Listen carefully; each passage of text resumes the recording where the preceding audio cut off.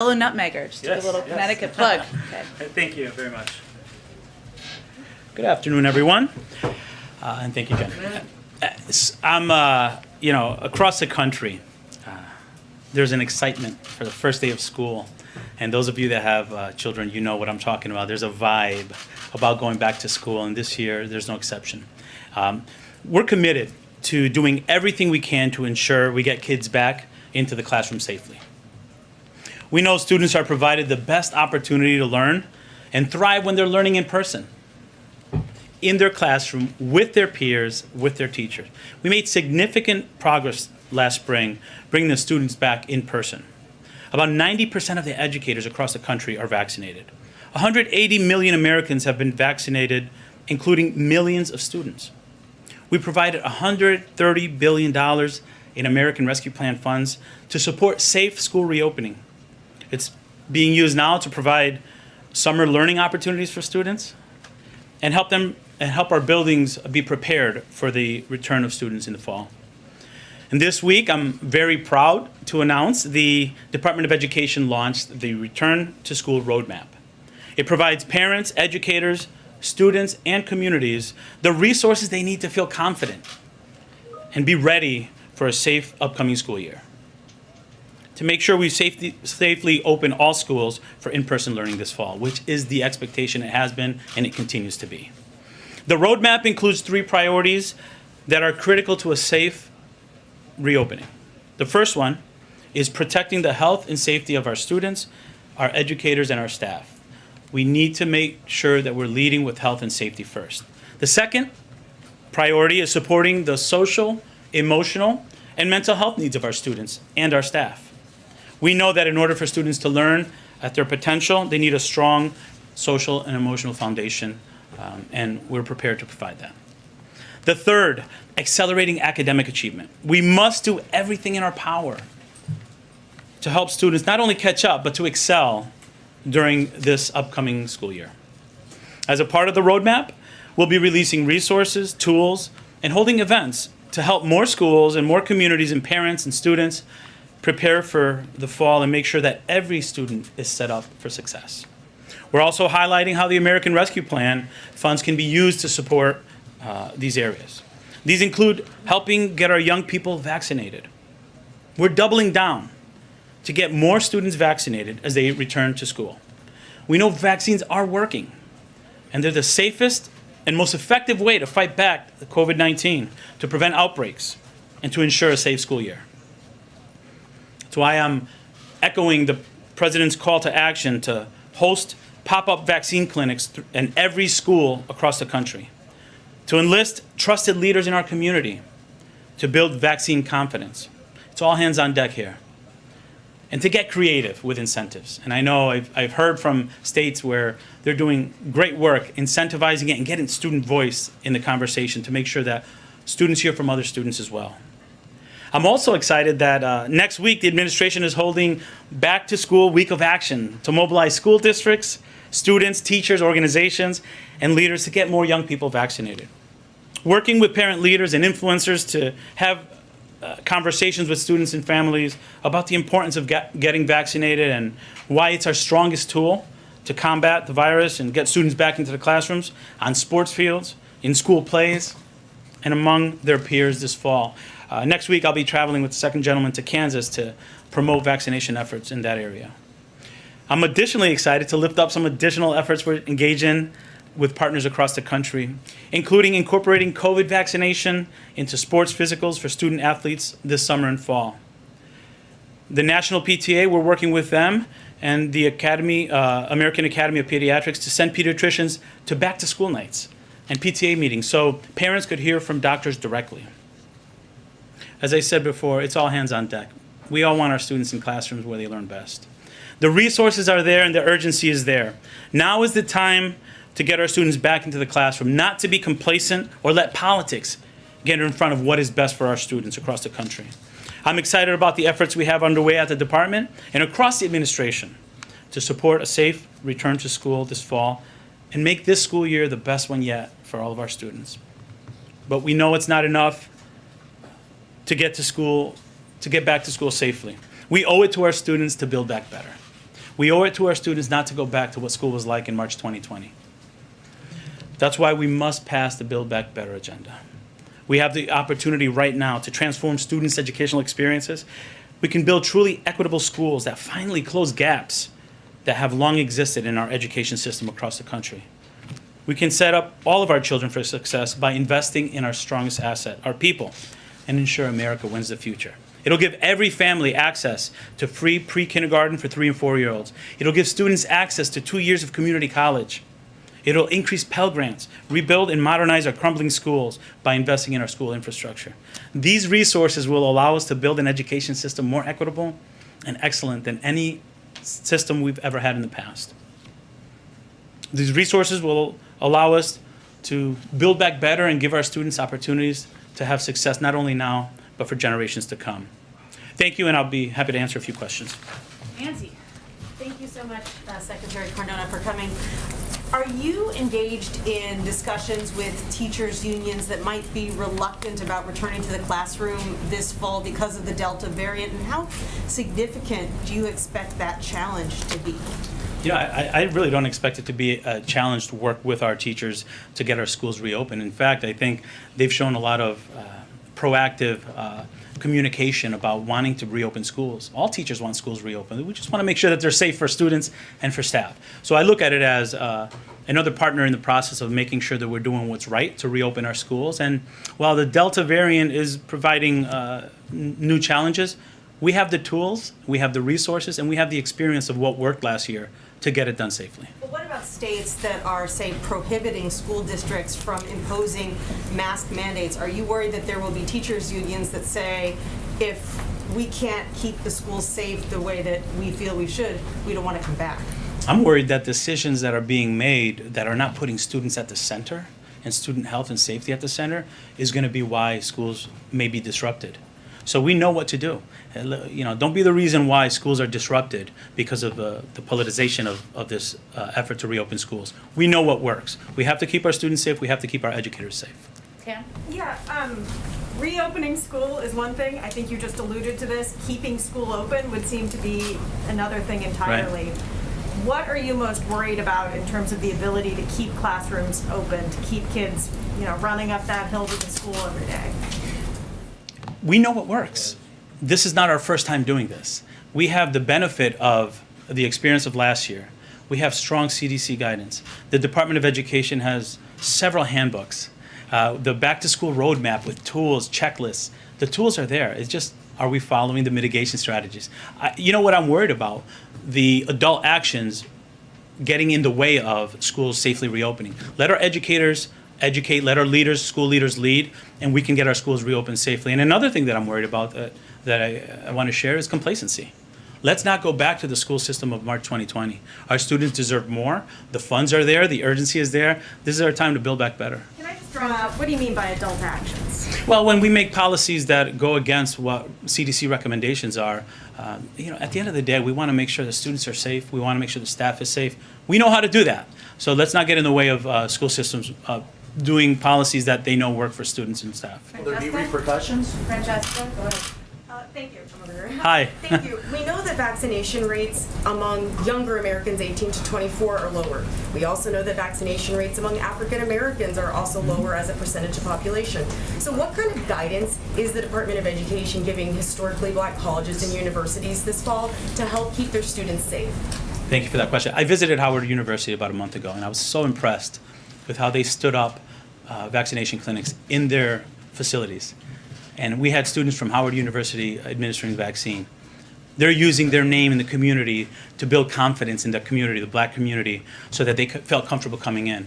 We're also setting up pop-up clinics in schools. The president put a charge there. Let's get pop-up vaccination clinics in gymnasiums. I visited a gymnasium at a high school in Washington, D.C., where parents felt comfortable with that school. They know the principal. They know the teachers. They feel they're more likely to go get vaccinated in a school that they know the folks. And another thing that we're going to do is we're going to take advantage of our youth. Student voice is critically important. Let's get our youth, our high school students talking about it. Because when students talk to one another about how they're safe when they got the vaccine, it's more likely to lead to an increase. I'm excited about that. What about testing? Well, the American Rescue Plan provides $10 billion in testing, so the tools are there. Access to testing is much better. We were reopening schools last year. I remember reopening schools last year without testing availability, without vaccines, and we were able to do it safely because we followed the mitigation strategies. A year later, we have resources, we have testing, and we have vaccinations. We need to get it done. Go all the way in the back, Yahoo. Yeah, go ahead. Secretary, but what are you going to do if and when teachers' unions protest and, with placards that say we can't teach from the grave, online until cases decline? As the federal secretary with limited powers to affect local decisions, what are you going to do? And, as a parent, as a journalist, I know about the $130 billion. I know that online has a lot of risks for kids. Everybody knows that, but what are we going to do in those situations? I think, what are we doing? We have the roadmap, which very clear guidance. We're promoting pop-up clinics. We're sharing best practices of where it's happening. We're monitoring data. We stood up a system in the Department of Education. I'm having calls with governors daily. I'm having calls with superintendents, school chiefs, to problem solve with them to make sure that we can get them in there. And the way the question was framed, I'd like to look at it this way: how are we working with our teachers' unions to ensure a safe reopening of schools? They're doing a lot of work and they're investing their own money to make sure that our schools can safely reopen and getting the message out to their teachers. We're working hand in hand to make sure that our students have teachers in front of the classroom, but that they both feel safe. Kelly? Mr. Secretary, one of the big differences this time is that children are becoming infected more easily because Delta is more transmissible. Right. So we might have, unlike March 2020, where there would be children in the classroom who themselves become ill. Are you formulating policy for how schools should deal with the impact on other students, if there's quarantining requirements, if it's classrooms with only vaccinated children, mixed Right. vaccination status? How are you going to deal with those dimensions? Thank you. We're working very closely with CDC to have a unified message, and we lean very heavily on our health experts to make sure that we're communicating which mitigation strategies should be employed based on what we're seeing with the strains of COVID. But I'll tell you what worked. When you wear masks, when you provide distancing, when you are testing regularly, and when you're quarantining, you can function in a school. So we're expecting our education leaders and our educators to follow those practices that worked last year, and we expect our students to be in classroom every day. Secretary Cardona, when kids have masks on in the classroom, how serious is that Sir, impact Stephanie's their learning? asking a question. Go ahead. Kids at this point have gotten used to wearing masks, my children included. Right. What is your message to governors like Governor DeSantis in Florida and Governor Abbott of Texas who have banned mask mandates? Don't be the reason why schools are interrupted. Our kids have suffered enough. It's interesting phrasing. Let's do what we know works across the country. We shouldn't get politics doesn't have a role in this. Educators know what to do. We did it last year. So I have calls out to those states, but at the end of the day, I want to work with Texas. I want to work with Florida. I want to make sure those students have access to in-person learning. So at the end of the day, we're all in this together, and it's critically important that we have conversations with governors directly, with state chiefs directly.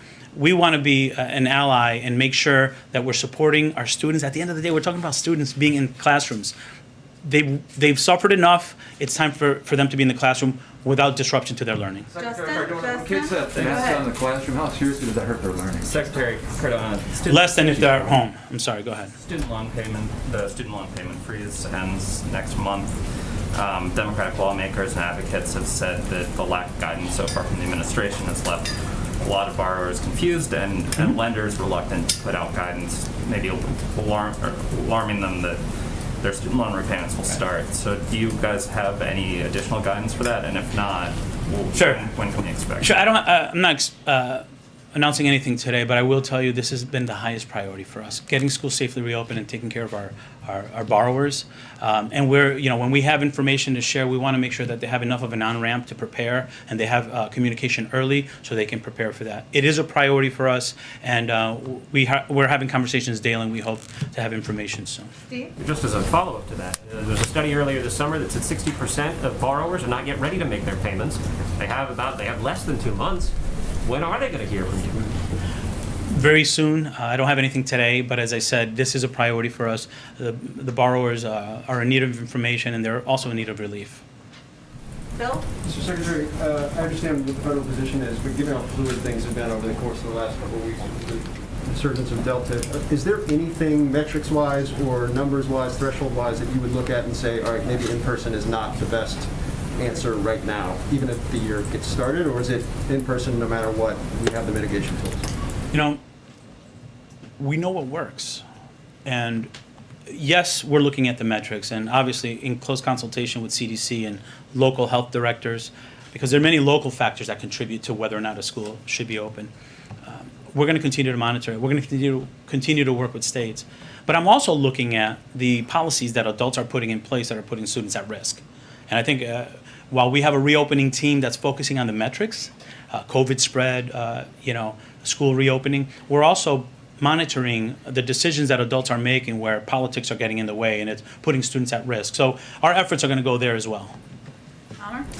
You made the point, just again. This guy is such a trash bag. Don't be the reason why schools close. On the flip side, if you're a parent in one of these states, should families feel safe sending their children to schools where there aren't mask mandates? You know, as a parent myself, I would make sure that when my wife and I are making decisions about sending our children to school, I want to make sure that they're going into a safe learning environment. I know that I can send my children into school with masks, although both of my children were vaccinated. If that's the rule in the school, that's what we'll follow. I do ask parents to communicate with schools now and make sure that they're comfortable sending their children to school. And I'm also going to be monitoring where places have rules that are limiting mask use, whether or not students that need to be in school are not going because of a lack of confidence. To me, those are adult actions preventing students to their right of public education. And is there any, if you find that that's... This guy's wife is probably a tranny toaster, and their child is probably a Pomeranian. That because of poor policy, students are not accessing the right to public education, we will have conversations with those states and take that very seriously. Yamiche and Jeff, and then we gotta wrap it up. It's gotta go. Thank you, Secretary. I'm over here. Sure. Hi. Thanks for taking my question. Thanks, Jen, for letting me ask it. My question is, you've talked a bunch about kind of science not being in the way, politics not being able to get in the way of science. I wonder what mechanisms, what sticks, what sort of consequences might the education department have in its toolbox to ensure that in districts where we see school leaders fighting with, frankly, politicians when it comes to CDC guidance, that the education department might be able to back some of those school districts up. We're seeing places where school districts want to mandate masks, but obviously state leaders are saying they can't do that. What could the education department do to ensure that those leaders have? Sure. We're going to constantly work with those states, with those leaders. At the end of the day, we're on the same team for the kids, right? And, I applaud Governor Hutchinson for what he's doing. And I recognize that we have to be malleable to address the increase in spread. And that requires partnership. Withholding monies, that's going to hurt kids. That's going to hurt kids more. So we're going to continue to work with those states and do what we can to help them understand how important it is to make sure students are getting into school. And my hope is that students go into schools in those communities as well. But if we're starting to notice that students are not going in because they don't feel confident, then we're going to have conversations about that. Those conversations that you said you don't want to withhold money, is there anything else that the department can do if it's not, that won't hurt kids, but that can send a message that science and politics can't mix? We're in this to stay. We want to make sure those kids get into school, and we're going to do everything we can to make that happen. Thank you. Thank you. Mr. Secretary, I feel like we're in a toxic relationship with the government. Black history in schools, did the Republican black backlash over that have an impact over your plans? I always say I trust my educators across the country to make sure that our curriculum promotes the beautiful diversity of this country. And we could do so as educators in a way to unify our students in our country and show respect to others. That's another example of something that's become politicized, and I have confidence in my educators, and I have confidence in their ability to teach students about our history, and in the process we can learn about one another and become a stronger nation. Thank you. Still on track, that proposal? Which would, you're talking about the priorities? Yes. Yeah, the priorities are still what they are.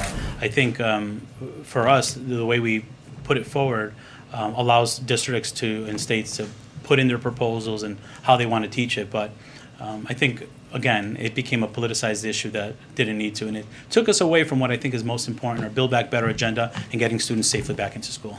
Thank you. Thank you, Secretary Fields. All right. Thanks. Always welcome to join us. Thank you. All right.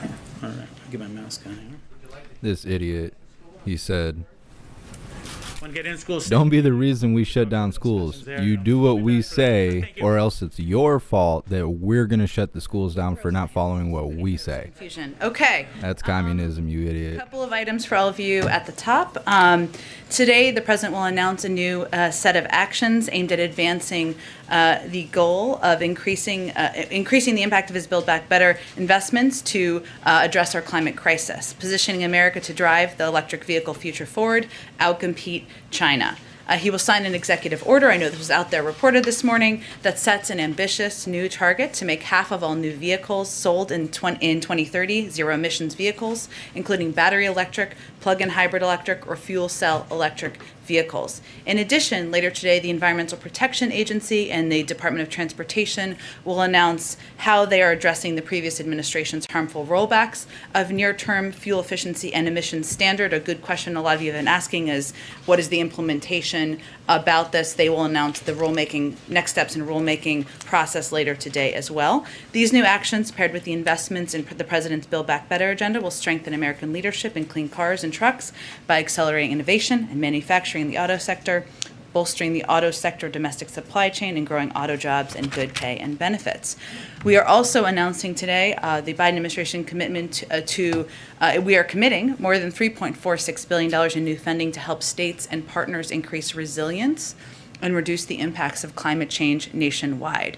At a time when communities across the country are facing the impacts of the climate change crisis and grappling with extreme heat, wildfires, prolonged droughts, the onset of peak hurricane season, this historic addition of the Hazard Mitigation Grant Program will help states, localities, tribal and territorial governments finance projects to safeguard our communities for the future. FEMA Administrator Criswell is currently briefing the National Governors Association, Homeland Security Advisors Council on these investments, and we will have a fact sheet after the briefing detailing how much funding each state and locality will be receiving. Also wanted to note that today, senior White House officials, including Ambassador Susan Rice, Dana Remus, and Julie Rodriguez, will host a virtual convening with 8 state attorneys general as part of the President's ongoing strategy to combat the surge in gun crime we've seen over the last 18 months. During the meeting, the group will discuss policies and strategies to hold gun manufacturers and dealers accountable for wrongful conduct that contributes to guns making their way into the hands of criminals and be used in shootings around the country. We are committed to using every tool at our disposal to crack down on gun crime. That includes money to put more cops on the beat and support community anti-violence programs. It also means aggressive steps to stem the flow of guns used in crimes. And in addition to today's convening, we also announced today tough new regulations on untraceable ghost guns, and we also launched 5 regional gun trafficking strike forces, as you all know, and announced a national zero tolerance policy for gun dealers. Last item for all of you, as you all know, the President has been committed to the federal judiciary for decades, having served as the chairman of the Senate Judiciary Committee. He's made it a chief priority to nominate deeply qualified nominees who are devoted to the rule of law and who represent the diversity of the country. He's done that at a historic pace. And his nominees are also being confirmed with unprecedented speed. Today, he nominated 3 additional candidates for the federal judiciary. Among them, Justice Beth Robinson, Vermont's first openly LGBTQ Supreme Court justice, who would also be the first openly LGBTQ woman to serve on any federal circuit court. Under the President's leadership, we've also confirmed the most African American women as federal circuit judges of any single presidential term in American history, and the first Muslim Article III judge in American history. He's also chosen nominees from a wide variety of backgrounds, prosecutors, and also public defenders, law firm lawyers, and civil rights attorneys. That will continue to drive his decisions moving forward. Amr, why don't you kick us off? Thank you. 2 questions. So, first I wanted to ask about thing related to yesterday, the importance of continuing to work with New York as the situation with Governor Cuomo is playing out. With that said, it's a critical time for the state and the country with the surge of the Delta variant. Will the President pick up the phone and personally insist to the governor that for the good of the state, it's time to step down? The President's addressed this, and I have no planned calls to preview or predict for you. Okay. I also have a question EV related. Infrastructure bill, if I understand right, includes about half of what the President wanted in order to build a national network of charging stations. So how do you take EVs from the niche, or emerging from the niche to the mainstream without that necessary investment in charging stations? Well, first I would say it's a historic investment in EV charging stations, and we also know that also as part of the investment is efforts to reduce the cost of purchasing electric vehicles. So I would say the president's commitment to making electric vehicles the vehicle of the future, further incentivizing the direction of the industry, which is already where it's headed, making us more competitive as it relates to China, is reflected both in the bill and the bill that's working its way through the Senate, also in announcements like the one that was made today about that show clear initiative and commitment from this administration to make electric vehicles central to our focus moving forward. I apologize. On the Governor Cuomo, you don't have calls to read out, but has there been a call? No. Go ahead. Thanks, Jen. 2 questions for you. Has the president received a formal recommendation yet from the Secretary of Defense to mandate vaccines for the military? And if so, does the president intend to accept that recommendation and sign a waiver authorizing that mandate? Sure. Well, the president announced last week that he was asking the Secretary of Defense and the Defense Department to look into how and when they will add COVID to the list of mandatory vaccinations for our armed forces. We expect a determination soon. I'm not going to get ahead of that, and certainly he's going to rely on the recommendation of his Secretary of Defense. Thank you. Also, on the COVID front, Florida Governor Ron DeSantis is now fundraising off of President Biden's comments for him to, quote, get out of the way of people trying to help battle the COVID surge in that state. DeSantis has said, standing in your way, not going anywhere, and referred to the president as a power-hungry tyrant. What is your response to the governor and the administration's response to the governor? And is the president considering reaching out to DeSantis to talk this over? Well, first, from day one, we've approached this not as a political issue, but a public health issue. We remain in touch with officials in Florida, just like we're in touch with officials from around the country, about how we can provide assistance from the federal level to help address this public health crisis. What I have cited and what the president has cited is publicly available data about public health and the impact in Florida. It is factual, and it is a fact, and data that you all are aware of, that 25% of hospitalizations in the country are in Florida. It is also a fact that the governor has taken steps that are counter to public health recommendations. So we're here to state the facts. Frankly, our view is that this is too serious, deadly serious, to be doing partisan name calling. That's what we're not doing here. We're focused on providing public health data, information to the people of Florida to make sure they understand what steps they should be taking, even if those are not steps taken at the top of the leadership in that state. Go ahead. Thanks, Jen. Republicans have made pretty clear over the last couple of days that they're drawing a red line on the debt ceiling in terms of their willingness to negotiate or to consider a clean debt ceiling increase. Does the president want Democrats to move that through reconciliation, or is she ready to have that fight at some point in September or October with Republicans, trying to get Republican support? The president believes that Democrats and Republicans should move forward, as they did 3 times during the last administration, to raise the debt ceiling, something that they did even in the wake of the former president putting in place a $2 trillion tax cut that certainly did not do anything to reduce the deficit. So that's his view. He believes they should move forward and do that. That's the responsible step for our country. And then one more on a very different subject. Does the president have a deadline in his mind in terms of when his patience would run out on the Iran negotiations? Look, I think the president's view is that it is in our interest to continue to pursue a diplomatic path forward. Because even though we certainly don't approve, in fact, we have great concern about a number of Iran's problematic activities in the global community, having visibility into their nuclear capabilities and capacities is in our national interest. The timeline is not endless, and I know the Secretary of State has conveyed that clearly. But right now, we are open to returning to a 7th round of negotiations. The inauguration is today, so we will see what happens from here. Go ahead, Jeff.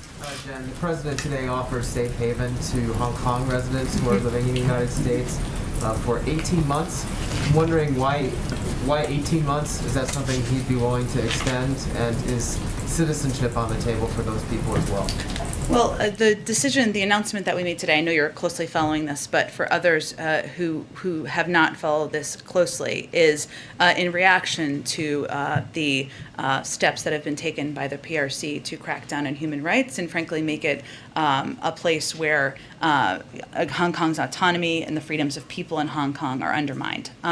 In terms of what could happen 18 months from now, I'm certainly not going to get ahead of that. Obviously, our hope and our objective and our work on the international forum is to change the behavior that is happening and the oppression that we're seeing of the people in Hong Kong. But certainly, this step is one that is meant to ensure we are practicing what we preach in terms of human rights values and ensuring that people who are in this country don't face the ongoing repression that we're seeing in Hong Kong. And one more related to China. China says it has supplied over 770 million vaccine doses to other countries. President Biden often says that the amount of vaccines that the U.S. has shared is more than the rest of the world combined. President Xi today also said they're planning to donate $2 billion this year. Just wondering if you question China's math and or whether the U.S. is planning to give more than the president has already said. We certainly, this is just the beginning, and we certainly plan to give more. We want to be the arsenal for vaccines in the global community. I would note, and then I'll come back to the numbers, that we provide vaccines to the world without strings attached. We want to provide them from a humanitarian standpoint because we think it is morally right, because we want to be a leader in the world on issues ranging from human rights to ensuring we're addressing the global pandemic. I'm not sure that's exactly the same approach that China is taking. In fact, it is not. But I would say that in terms of their numbers, it is not just us citing this. I believe the numbers we've cited, or the numbers he cited the other day, were from international experts who've looked at donations. I don't have data to confirm in terms of the numbers that China has contributed to the global community. Go ahead. Thanks, Jen. The automakers that are appearing with the president today at this big announcement also lobbied the Trump administration to roll back emissions standards that were set by the Obama administration. So what gives this White House confidence that they are actually going to reach for this ambitious new goal, especially given the fact that the executive order is not binding? Well, first I would say they're standing with the president today while he's making this announcement. That is certainly significant. And we've also seen a lot of these industries move in the direction of electric vehicles. That's not just the president saying that. That is the direction where a lot of these industries are moving. One of the things the president's going to talk about this afternoon is the fact that we need to address also supplies like batteries, which right now China is producing about 80% of batteries that are required for that industry to succeed. But I also would note that in addition to the announcement today, and I noted this a little bit at the top, there will be rulemaking steps that are announced by the appropriate agencies later this afternoon to ensure that we can move forward and make these pronouncements a reality. And the founder of Tesla, Elon Musk, expressed surprise that he was not invited to this ceremony because his company is obviously such a large manufacturer of electric vehicles. Can you give us any insight into why Tesla wasn't included in this event? Well, we, of course, welcome the efforts of all automakers who recognize the potential of an electric vehicle future and support efforts that will help reach the president's goal. And certainly, Tesla is one of those companies. Today, it's the three largest employers of the United Auto Workers and the UAW president who will stand with President Biden as he announces his ambitious new target. But I would not expect this is the last time we talk about clean cars, the move toward electric vehicles, and we look forward to having a range of partners in that effort. So it's not because Tesla is a non-union shop? Well, these are the three largest employers of the United Auto Workers, so I'll let you draw your own conclusion. Go ahead. Thank you, Jen. Democratic Congresswoman Cori Bush is saying that she favors spending tens of thousands on private security to keep her safe, and that people should, quote, suck it up, defunding the police has to happen. Didn't President Biden say a few weeks ago that anybody who accuses the party of being anti-police is lying? Well, I think we shouldn't lose the forest through the trees here, which is that a member of Congress, an elected official, is concerned that her life is threatened, and that's disturbing, that any elected official would have to suffer death threats and fear for their life. So I'm not going to comment, of course, on their security arrangements. I don't have any more details on that, but I think we should start with that point first. I will say that the president has been crystal clear that he opposes defunding the police. He has said that throughout his campaign for office. His record over the last several decades has made that clear. He has proposed increased funding for law enforcement and the COPS program, increased funding from his predecessor, who was, as you might note or be aware of, a Republican. So I'd note that his record is pretty clear on this. There may be some in the Democratic Party, including Congresswoman Bush, who disagree with him. That's okay. But I would say the majority of Democrats, we've seen this in polling, and the majority of members also agree that we should not defund the police. Is there a greater concern, though? I understand that's not the president's position, but is there a concern that defunding the police or suck it up, defunding the police has to happen might become a big Democratic message ahead of the midterms? It does not appear to becoming a Democratic message, even though there might be a desire for that on the other side of the aisle. Okay, and then there are reports the administration wants to require all foreign visitors to be vaccinated. Would that include migrants arriving in Texas and Arizona and being released into border towns? Well, I know there were a range of reports about this, so let me just give you a little bit of an update on this. One moment. And I know you asked kind of two questions there, and I promise I'll address them both. Let me reiterate, and I know Francesca asked a question about this the other day, the importance of international travel. Given where we are today with the Delta variant, we will plan to maintain existing travel restrictions at this point. However, what our interagency working groups are focused on, and this is, I think, what was reported, is working to develop a plan for a consistent and safe international travel policy. And that will be done through the prism of providing consistent guidance, equitable guidance, digestible guidance. And there's a lot of confusion about what the restrictions are now, and you all have asked a lot of good questions about it because it feels inconsistent, and it is. But that's what our focus is. So that is certainly under strong consideration, but it is under a policy process review right now that I won't get ahead of myself. As it relates to, I know there was also reporting about the vaccination of migrants. That's not what the CBP is doing. There are NGOs and other international organizations who are vaccinating migrants as they come across the border and as they work in partnership with us. Certainly that helps keep a range of people safe in the country. But do you think that it's keeping people safe in McAllen, Texas, where 7,000 confirmed COVID-positive migrants have been released into the city since February, 1,500 in the last 7 days? Well, I think it's important to note what's actually happening in McAllen. So there's actually been, they signed a disaster declaration and approved setting up a temporary emergency shelter to provide a space, to create an isolated space to mitigate this issue. And what happens is DHS, and this is the process of what happens, the agency, we're continuing to enforce Title 42, resulting first in the expulsion of the vast majority of those encountered at the border. We also, CBP also provides migrants who can't be expelled under Title 42 with PPE. They're required to wear the PPE. If any exhibit signs of illness in CBP custody, they're referred to local health systems for appropriate testing, diagnosis, isolation, and treatment. And obviously there are steps taken as needed, as this is certainly evidence of. I think we got to keep chugging here just because I don't want to run out of time. Kelly, go ahead. God forbid you talk about the people that are walking into the country illegally. Bringing legal action, and the courts are requiring some steps of respondents by tomorrow and so forth. Given that, is the president still confident that the CDC's action is within the law? Yes, and he would not have moved forward if not. We can't control, of course, what the courts do. We certainly understand that. Separate branches of government, but also they'll make their own decisions.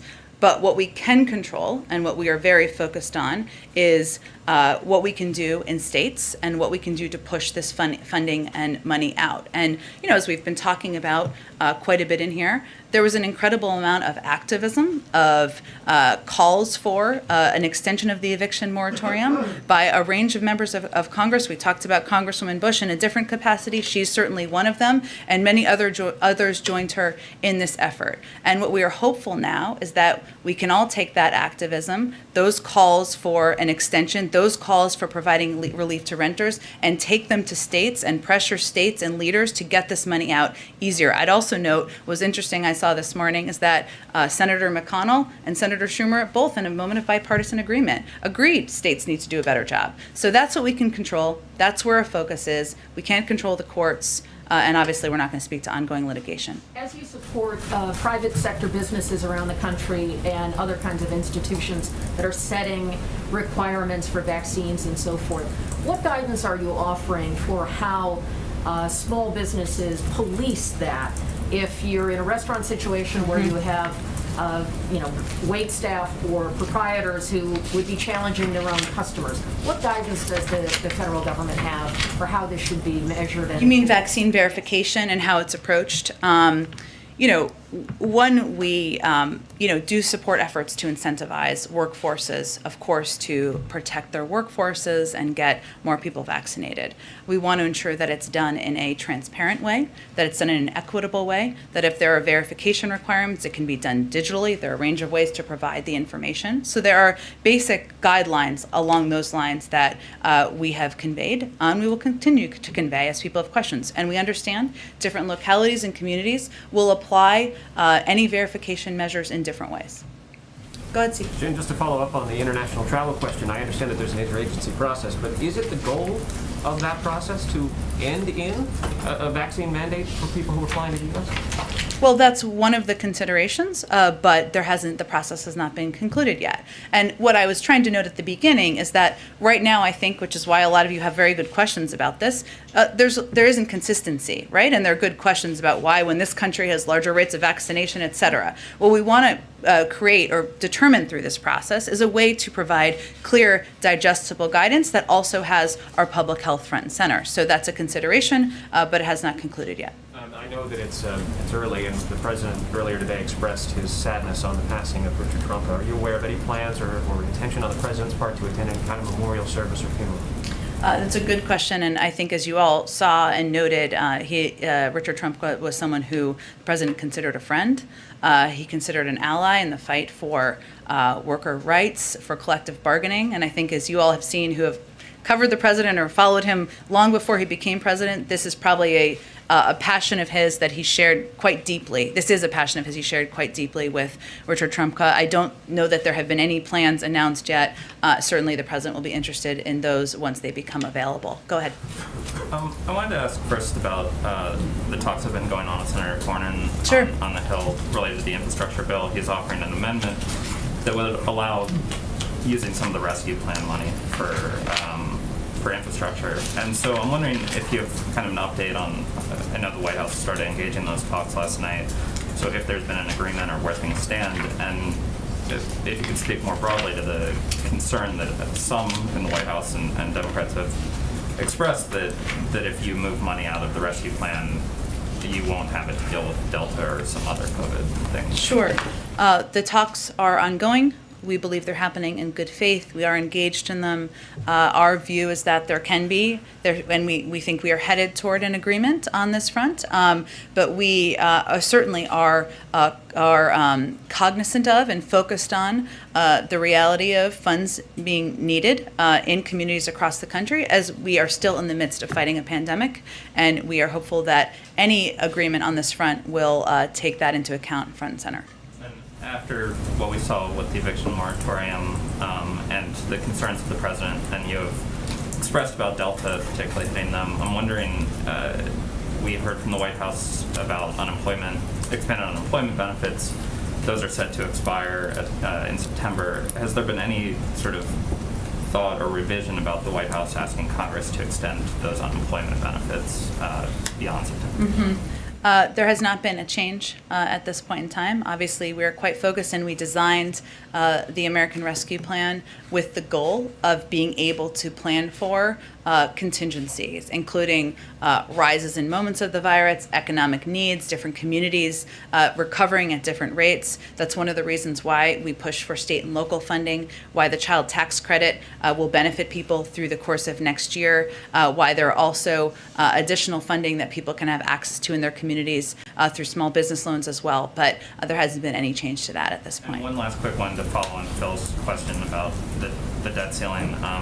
Senate Democrats have been talking about attaching it to the CR. Mitch McConnell earlier today indicated that Republicans didn't want to support this, but the result of this is if Democrats throw it onto the CR, there could be a government shutdown in a couple months, and so I'm wondering if that is a concern if the White House has any sort of preference for how they want Congress. Obviously, I know you want Congress to raise the debt ceiling, but any preference on how they do it? And are you at all concerned or preparing for the possibility of a government shutdown if that's the path that the Democrats pursue? Well, certainly that's not our preference. I think it's safe to say. We are, of course, in close touch with leaders in Congress about the path forward, but our preference is for Congress to move forward, as they have 3 times during the last administration, to raise the debt ceiling, which is the responsible step to take. Go ahead, Francesca. Thanks, Jen. I have another question, but because international travel has come up multiple times today. Sure. During the health briefing, it was talked about how vaccination requirements for foreign travelers are under consideration, but there were also other alternative pathways that were mentioned. Could you tell us a little bit more about those alternative pathways that are under discussion? And relatedly, does the U.S. have concerns that if it doesn't take action on this issue in the next few weeks, that other countries could ban American travelers from going there if the U.S. doesn't reciprocate? Yeah, I mean, both really good questions, Francesca. I think what's important here to note is that while there hasn't been a final decision made, how the interagency working groups are looking at this is with the objective of taking steps that will return international travel at a moment when it's appropriate. And right now, we're not at that point because of the rise of the Delta variant. But we want to have a process in place that's prepared for when we hit that moment. And whatever the decision is made about what that will look like, we want it to be clear. We don't want it to be conflicting or confusing, and we want it to be equitable. So yes, there are a range of options. I'm not going to outline those from here, and certainly the one that has been reported on is strongly under consideration. Okay, and on the topic of immigration, is the White House looking at action to help so-called documented dreamers? These are largely kids whose parents are here on H-1 visas. Yeah.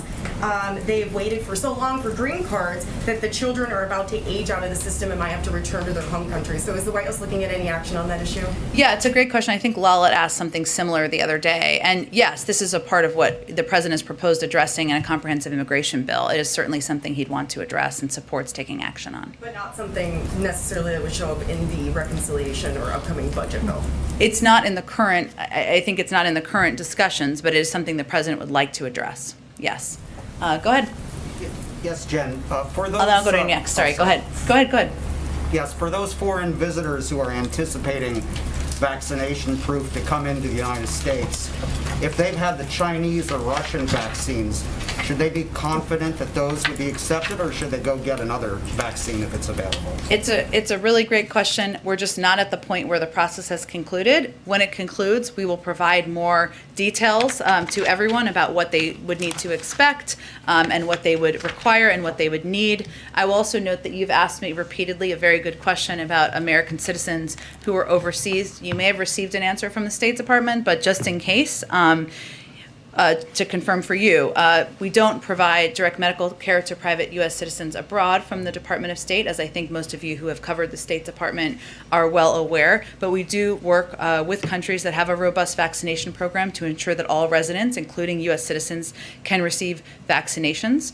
And we also work to ensure that U.S. citizens overseas who travel back to the United States can be can vaccinated easily and effectively. And of course, we provide all consular assistance to U.S. citizens in need overseas, and this includes providing U.S. citizens with clear information regarding eligibility to receive a vaccination in a foreign country, if it's confusing or they're not sure where to go or what their eligibility is, providing repatriation loans to assist destitute U.S. citizens with travel back to the United States, and helping them review country-specific data. Why don't you go ahead? Secretary Cardona talked a lot about vaccinating students. What about vaccinations for teachers? Has the administration thought about this, especially for teachers who teach students who are too young to be vaccinated? Well, we know that 90%, it's probably higher now, of teachers, I should say, across the country are vaccinated. So it certainly has moved in the right direction. And that's something school districts may make decisions about as it relates to mitigation measures. But that wouldn't be something I would expect from the federal government. It would be something that school districts would determine. But again, 90% of teachers as of a week or so ago were vaccinated, which we think is in part because they were prioritized from the beginning and because it has been emphasized by the administration in part. Go ahead, Katie. Thanks. Governor Abbott of Texas is convening another special session in effort to pass that much debated election legislation there. He has also said that the White House has passed objections to this legislation amounts to disinformation. So what is the administration's response to that?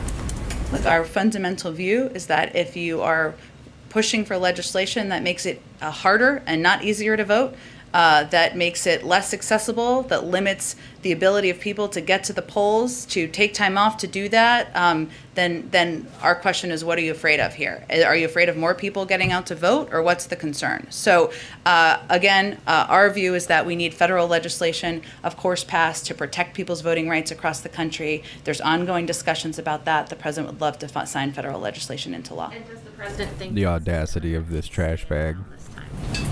Well, certainly the president believes that, one, they've been outspoken advocates and champions of voting rights, and I can't say I'm exactly following too closely the legislative calendar there, but certainly if it required them to be there, we would support that. Go ahead. Two questions. First, on COVID and vaccines, working to reach out to Republicans. Senator Lindsey Graham obviously tested positive for COVID and spoke out about the importance of the vaccine. Does the president have any plans to try to elevate the voices of Republicans like Senator Graham? Or there was a representative from South Carolina today who announced he tested positive. Also, a Republican said he was vaccinated. You know, there obviously a large swath of the country that is not vaccinated. That's been a problem in conservative areas. Does the president or the administration have any more efforts to try to elevate those voices? Well, first I would say the majority of Republican governors also are doing exactly the right thing in their states. I mean, we talked about Asa Hutchinson earlier. There are a number of governors across the country who are either working with the federal government on resources we can provide, encouraging vaccination, encouraging masking. This is not political to us, nor should it be political. And certainly, Senator Graham has a constituency, and we think it's great that he's out there talking about the impact of the vaccine, even while we wish him a speedy recovery. I will note that what we've seen in poll after poll is that the most trusted voices are people in communities, not necessarily elected officials. So it's a net positive for elected officials to be out there talking about the efficacy of the vaccine, the fact that they're vaccinated, how it's, I know Senator Graham talked about how it protected him from more severe symptoms from COVID, but we're still going to focus our emphasis and our efforts on local voices and local trusted leaders in communities, because that's what we've seen is most effective. Today, Dr. Fauci talked about Operation Warp Speed, giving credit specifically to Alex Azar and his work. Any more effort to try to get the former president to speak out on this issue?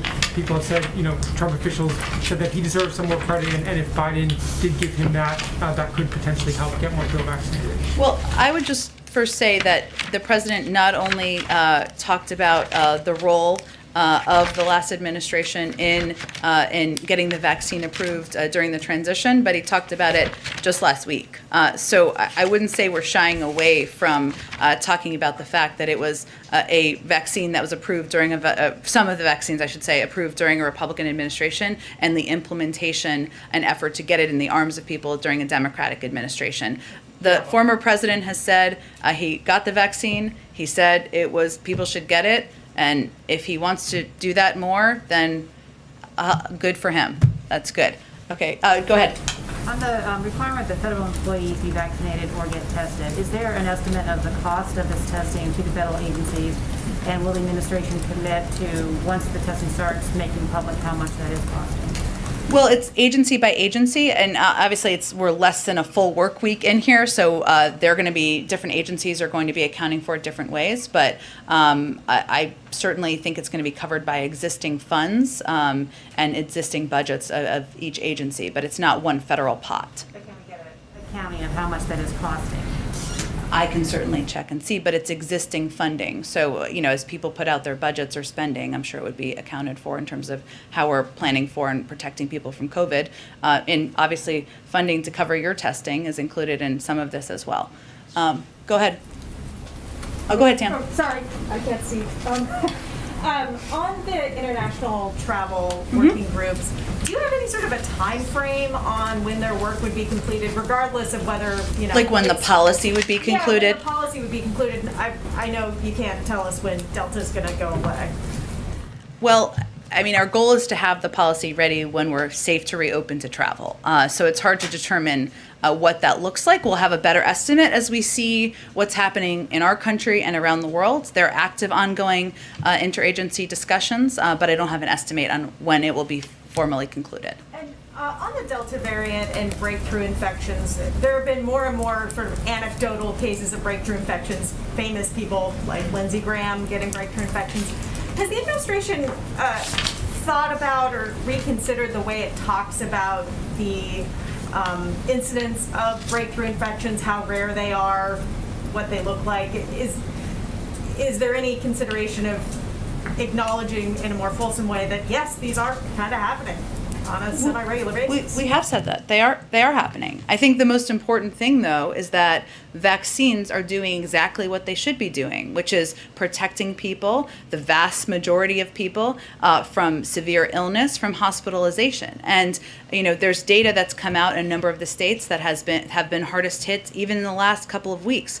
Almost 100% of the new hospitalizations in Alabama are with unvaccinated folks. In Florida, officials have said that more than 95% of those hospitalized were not vaccinated. In Ohio, 99% of Ohio COVID-19 deaths, hospitalizations in 2021 were unvaccinated. So our objective is to project to people very clearly how vaccines can save your life. It doesn't mean that every person who has a vaccine will not test positive for COVID. We know there are breakthrough cases around the country. As more people get vaccinated, there will be more, just as a percentage, just by numbers. We certainly acknowledge that, but I think it's also important for people to understand the benefit of vaccination, which is that it can save your life, it can prevent you from going to the hospital, and that's where we're trying to alleviate confusion. How many of those people are legal? Sure. Okay, why don't we go to you in the back? Oh, hello, Nadia, go ahead. Thank you. Thank you, Jen. Is the White House worried about the threat and counter-threat between Israel and Iran and the high rhetoric with the threat of the Israelis launching a military strike against Iran? Well, of course, Israel, as a sovereign country, has the right to defend itself, and we certainly recognize that first and foremost. We, of course, are working with the international community and have concerns about the escalating activity we've seen as it relates to the seized tanker, the Asphalt Princess, also the Mercer Street attack. And these are all certainly issues that are of concern to us and of concern to the international community. We feel it follows a pattern of attacks and other belligerent behavior, and these actions also threaten freedom of navigation through crucial waterways, something that is posing a risk to a range of countries around the world. I would also note that we know our British partners have called for action, called for steps in a coordinated way from international bodies, including the United Nations, which we would certainly support. Thanks so much, everybody. See you tomorrow. Thanks, Jen. Do you support the booster shots? Jen, do you support the booster shots? We support them if the FDA approves them, and we'll have enough supply. That's the good news. Thank you, Jen. All right, just a moment.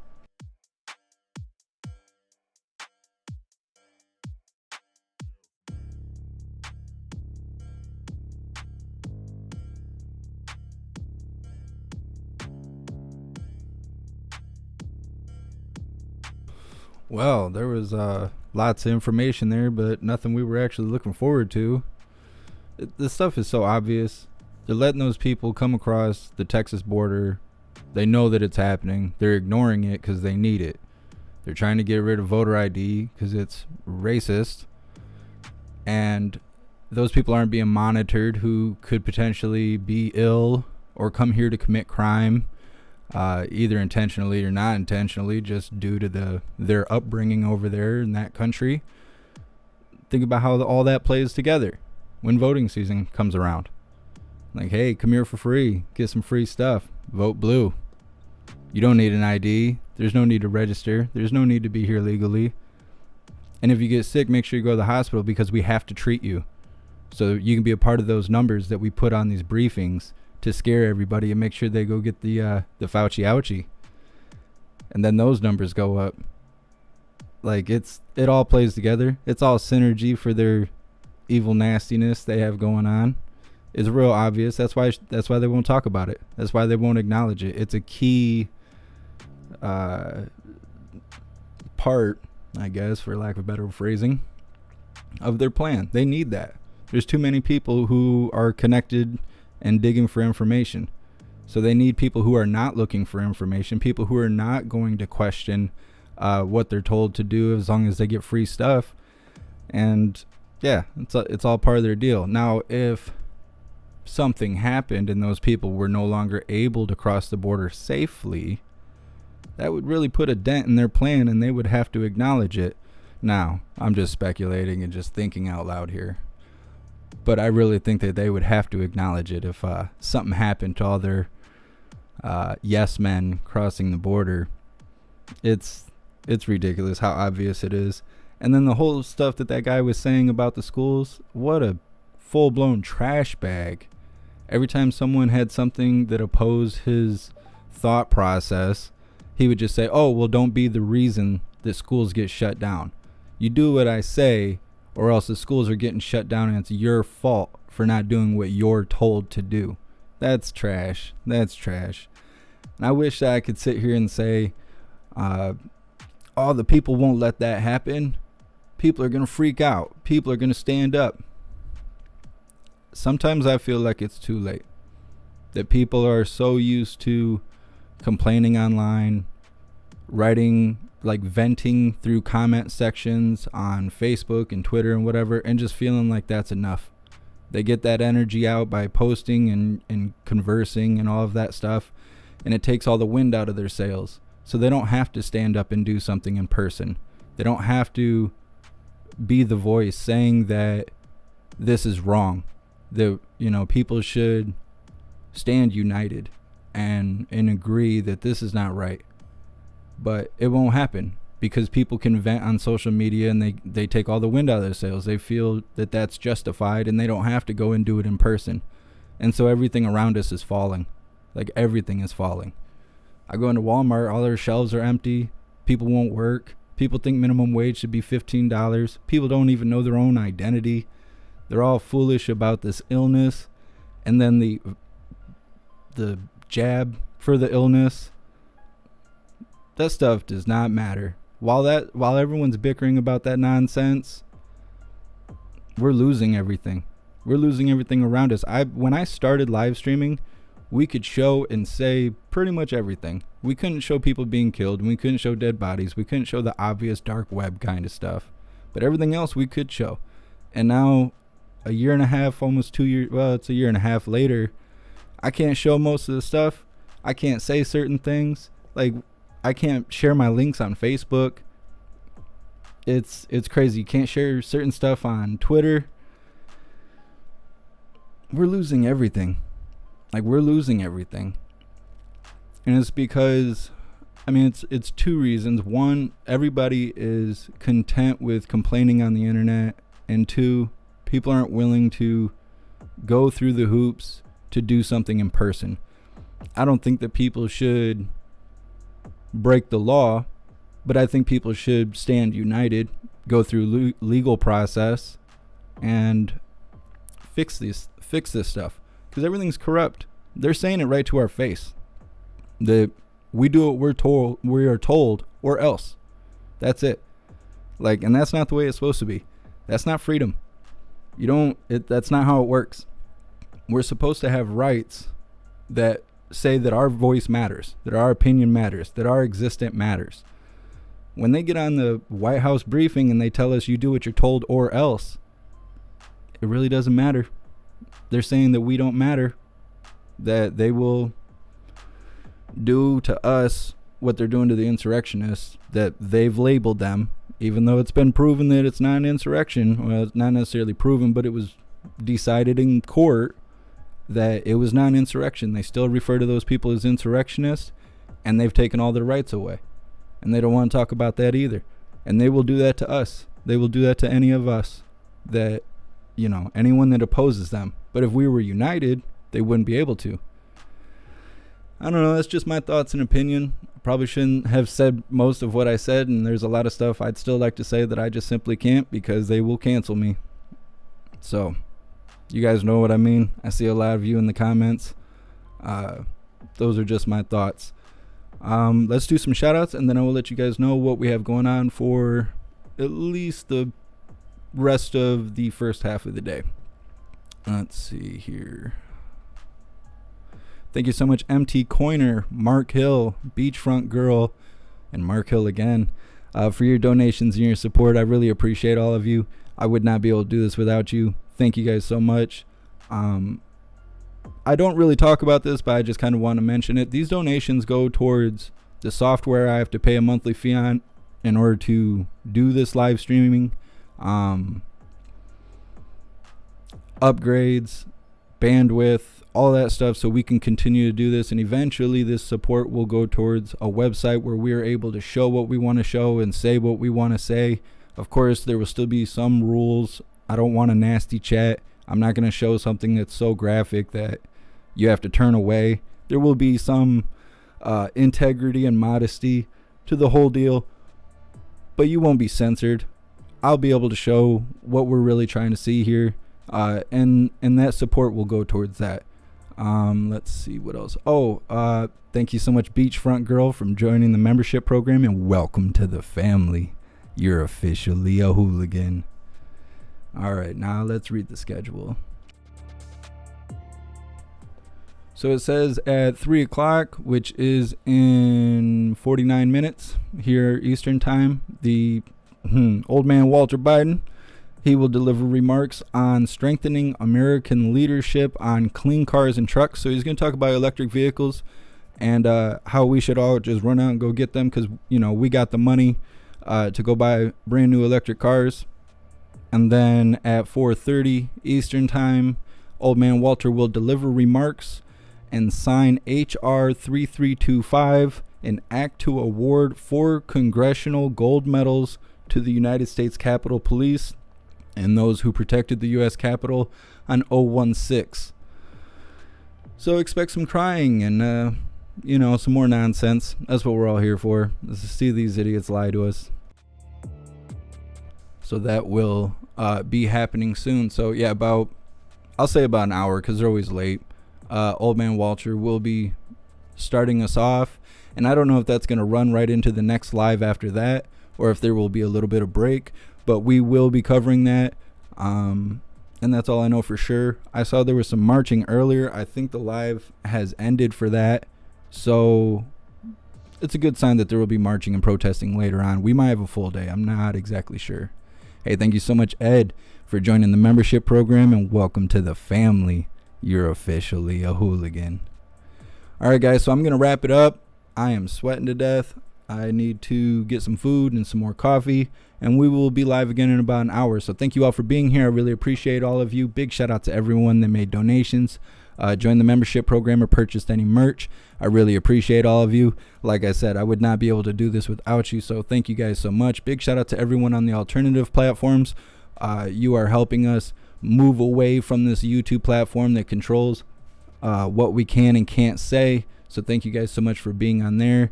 Anyone that's new, no matter what platform you're watching on, please subscribe or follow or do whatever you have to do to be connected to the platform. And join the Discord. Everyone needs to be a part of the Discord. We keep news links there, video footage we find, audio footage we find, information we find. It's not a bunch of 17Q crap. It's stuff that's actually happening across the country. There's good discussion, And if you don't want to be a part of that, at least you will receive notifications for when and where we go live every single time we go live. And you won't have to rely on these stupid algorithms and the platforms providing with notifications when you can receive them directly from me through the Discord. So definitely join the Discord. The link is in the description. Click the Linktree link. It has all of my links on it together. Share that out to everyone. Simplest, optimized way to stay connected to me and all of the hooligans. Thank you guys so much for being here. I will see you on the next live in about 45 minutes. Until then, stand tall, shine bright, and that's a wrap.